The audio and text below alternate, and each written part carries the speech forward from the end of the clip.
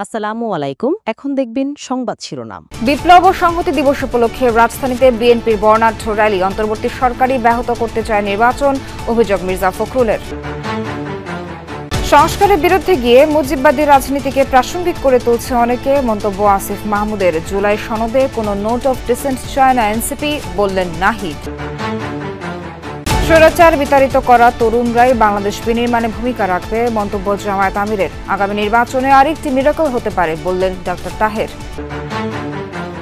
ফরিদপুরের বোয়ালমারীতে বিএনপির দুই গ্রুপের মধ্যে সংঘর্ষ, ধাওয়া পাল্টা ধাওয়া, আগুন নেভাতে ফায়ার সার্ভিসকে বাধা, বেশ কয়েকজন আহত।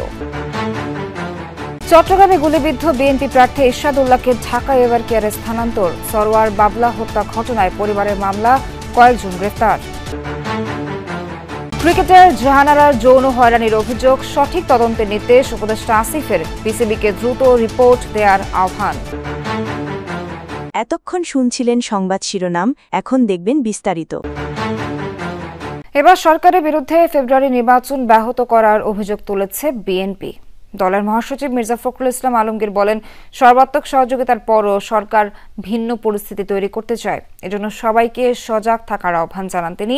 বিএনপি নেতারা বলেন, রাজপথে নামলে কারোর রেহাই মিলবে না। বিপ্লব ও সংহতি দিবস উপলক্ষে রাজধানীতে আয়োজিত শোভাযাত্রার আগে সমাবেশে কথা বলেন তারা। এবার বিপ্লব ও সংহতি দিবস এমন এক সময় যখন বিএনপির সর্বস্তরে বইছে নির্বাচনী হাওয়া, আর সে আবহাওয়ায় সাজে শোভাযাত্রাও।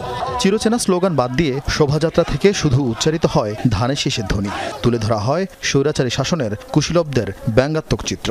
বিএনপি কেন্দ্রীয় কার্যালয় থেকে শুরু হওয়া শোভাযাত্রার শুরুর অংশ থাকলেও শেষটা দেখা ছিল দুষ্কর। নানা ঢঙে দলীয় নেতাকর্মীদের পাশাপাশি কর্মী সমর্থকদের নিয়ে হাজির হন ঢাকার বিভিন্ন আসনের বিএনপির সম্ভাব্য প্রার্থী ও এমনকি মনোনয়ন বঞ্চিতরাও। ছিলেন সম্প্রতি বিএনপিতে যোগ দেয়া আলোচিত মীর স্নিগ্ধ। 7 নভেম্বর সিপাহী জনতার সেদিনের ঐতিহাসিক ভূমিকাকে বিপ্লব ও সংহতি দিবস নামে পালন করে বিএনপি। শোভাযাত্রার আগে সমাবেশে ভোট বিরোধী শক্তির ষড়যন্ত্র নিয়ে সবাইকে সোচ্চার থাকার আহ্বান জানান শীর্ষ নেতারা। সংস্কারের বিরুদ্ধে গিয়ে অনেকে মুজিববাদী রাজনীতিকে প্রাসঙ্গিক করে তুলছে বলে মন্তব্য করেছেন স্থানীয় সরকার উপদেষ্টা আসিফ মাহমুদ সজীব ভূঁইয়া। বিকেলে জাতীয় প্রেস ক্লাবে এক গোলটেবিল বৈঠকে এমন মন্তব্য করেন তিনি। বলেন, নতুন রাজনৈতিক বন্দোবস্ত খুবই জনপ্রিয় শব্দ, কিন্তু এই নতুন বন্দোবস্তের সুনির্দিষ্ট রূপরেখা দেওয়া হয়নি। স্বাধীনতার পরও আদর্শ রাষ্ট্র গঠন করা যায়নি বলেও মন্তব্য করেন আসিফ মাহমুদ সজীব ভূঁইয়া। বলেন, রাষ্ট্র পরিচালনার দায়িত্বে যারা ছিলেন তারা লুটপাটে ব্যস্ত থাকায় 1975 ও 2024 এই দুই সময়ে একই চিত্র দেখা গেছে। পররাষ্ট্রনীতি প্রসঙ্গে তিনি দাবি করেন, জিয়াউর রহমান ছাড়া কেউ নতুন কিছু দিতে পারেনি। বিএনপি ও আওয়ামী লীগ কেউই সন্তোষজনক পররাষ্ট্রনীতি প্রণয়ন করতে পারেনি বলেও জানান আসিফ মাহমুদ। চলমান বিচার প্রসঙ্গে উপদেষ্টা বলেন, শেখ হাসিনার বিরুদ্ধে 13 নভেম্বর রায় হওয়ার কথা, এই কারণেই ফ্যাসিবাদী শক্তি লকডাউন ডেকেছে বলেও জানান তিনি। মুজিববাদী রাজনীতিতে একটা সময় পর্যন্ত ছিল না, যখন আপনি আবার জাতীয় সঙ্গীতের বিতর্কে ঢুকলেন, যখন আপনি আবার এই রিয়াকশন দেওয়া শুরু করলেন নতুন রাজনীতি বিনির্মাণ না করে, তখনই কিন্তু মুজিববাদী রাজনীতি আবার প্রাসঙ্গিক হওয়া শুরু করলো এবং যতদিন যাচ্ছে তত বেশি প্রাসঙ্গিক করে তুলছেন আপনারা। যারা নতুন রাজনৈতিক বন্দোবস্তের রাজনীতি করছেন বা নির্মাণ করার চেষ্টা করছেন, তারা কি এটা দিতে পেরেছেন কিনা? জুলাই অভ্যুত্থানে অংশীদারদের আগামী জাতীয় সংসদে থাকা উচিত বলে মনে করেন জাতীয় নাগরিক পার্টি এনসিপির আহ্বায়ক নাহিদ ইসলাম। দুপুরে রাজধানী বাংলা একাডেমিতে ইউনিভার্সিটি টিচার্স ফোরামের আত্মপ্রকাশ অনুষ্ঠানে কথা বলেন তিনি।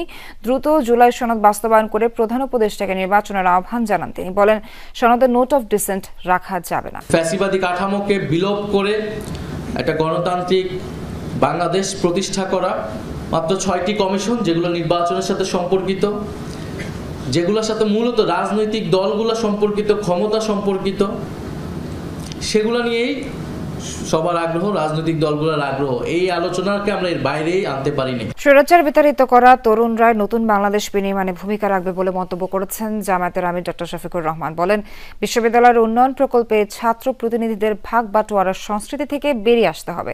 দলটির নায়েবে আমির ডক্টর আব্দুল্লাহ মোহাম্মদ তাহের বলেন, আগামী নির্বাচনে আরেকটি মিরাকল ঘটবে।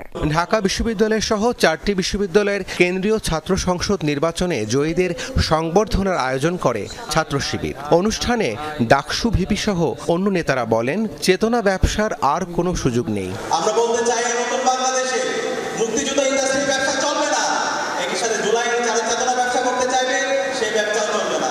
এই অসংখ্য ভাইদের শহীদের রক্তের বিনিময়ে এই বিজয় অর্জিত হয়েছে বলে আমরা মনে করি, এটা আমাদের নিজেদের অর্জন বলে মনে করি না। অতীত খুনি হাসিনার পতন হয়েছিল কেবলমাত্র বিশ্ববিদ্যালয়ের শিক্ষার্থীদের পালস বুঝতে না পারা। আয়োজনে জামায়াতের নায়েবে আমির ডাক্তার তাহের বলেন, বিশ্ববিদ্যালয়ের ছাত্র সংসদ নির্বাচনের প্রভাব পড়বে জাতীয় নির্বাচনেও। ইনশাআল্লাহ আমরা দেখছি, আমরা আশা করছি বিশ্ববিদ্যালয়ের যে রিফ্লেকশন এটাই বাংলাদেশ হবে এবং আগামী নির্বাচনে তারই প্রভাবে আর একটি মিরাকল হতে পারে। জামায়াতের আমির শফিকুর রহমান বলেন, ভবিষ্যৎ নেতৃত্বের জন্য তরুণদের এখনই প্রস্তুতি নিতে হবে। একটা পর্বত প্রমাণ, একটা হস্তিকে তোমরা এই সমাজ থেকে তাড়াতে পেরেছ, তোমাদের নেতৃত্বেই সেটা সম্ভব হয়েছে। তোমাদের নেতৃত্বে ইনশাআল্লাহ আগামী নতুন বাংলাদেশ, বেটার বাংলাদেশ গড়ে উঠবে, এটা আমাদের প্রত্যাশা। বিপ্লব ও সংহতি দিবসের কর্মসূচি ঘিরে ফরিদপুরের বোয়ালমারীতে বিএনপির দুপক্ষের মধ্যে ব্যাপক সংঘর্ষ হয়েছে। আহত হয়েছেন বেশ কয়েকজন। এ সময় কয়েকটি মোটরসাইকেলে আগুন দেওয়া হয়, ভাঙচুর করা হয় দোকানপাট। ফায়ার সার্ভিস আগুন নেভাতে গেলে বাধা দেওয়া হয় সেখানে। এ যেন রণক্ষেত্র, একদিকে দাউ দাউ করে জ্বলছে আগুন, অন্যদিকে দেশীয় অস্ত্র নিয়ে সংঘাতে জড়িয়েছে দুই পক্ষ। স্থানীয়রা জানায়, ফরিদপুর 1 আসনে বিএনপির মনোনয়ন প্রত্যাশী শামসুদ্দিন মিয়া ঝুনু এবং খন্দকার নাসিরুল ইসলাম বিপ্লব ও সংহতি দিবস উপলক্ষে ফরিদপুরের বোয়ালমারীতে শোভাযাত্রার আয়োজন করেন তারা। বিকেলে ওয়াবদা মোড় এলাকায় সেই শোভাযাত্রায় অংশ নিতে জড়ো হন দুপক্ষের অনুসারীরা। যারা নির্বাচন চায় না তারাই ভয়ভীতির পরিবেশ সৃষ্টি করে নির্বাচনকে বাধাগ্রস্ত ও বিলম্বিত করতে ষড়যন্ত্রে লিপ্ত বলে মন্তব্য করেছেন বিএনপির স্থায়ী কমিটির সদস্য আমির খসরু মাহমুদ চৌধুরী। চট্টগ্রামে পৃথক 2 কর্মসূচিতে এ মন্তব্য করেন তিনি। আইন শৃঙ্খলা রক্ষাকারী বাহিনীকে আরও কঠোর হওয়ার এবং অবৈধ অস্ত্র উদ্ধারের আহ্বান জানান এই বিএনপি নেতা। ঐকমত্যের বাইরে গিয়ে বিভেদ তৈরি গণতন্ত্রের জন্য মঙ্গলজনক নয় বলে মন্তব্য করেন তিনি।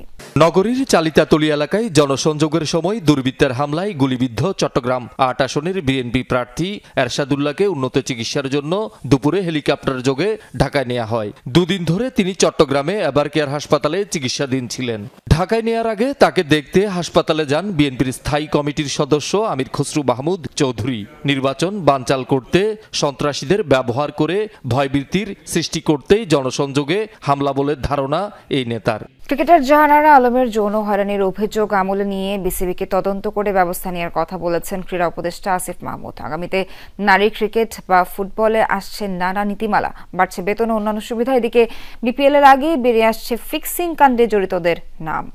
অস্ট্রেলিয়ায় বসবাসরত নারী ক্রিকেট দলের সদস্য জাহানারা আলমকে যৌন হয়রানির অভিযোগের প্রেক্ষিতে তদন্ত কমিটি গঠন করেছে বিসিবি। বিষয়টি সংবেদনশীল হওয়ায় এক বিবৃতিতে 15 কার্যদিবসের মধ্যে তদন্ত প্রতিবেদন ও সুপারিশ জমা দেওয়ার কথা জানায় ক্রিকেট বোর্ড। সাবেক নির্বাচক, দলের ইনচার্জ, ম্যানেজার, ক্রিকেটার সহ বেশ কয়েকজনের বিরুদ্ধে অভিযোগ আনেন এই টাইগার্স পেসার। তবে সরকার এই বিষয়টি গুরুত্বের সঙ্গে তদন্ত করে বিসিবিকে দ্রুত ব্যবস্থা নিতে বলেছে।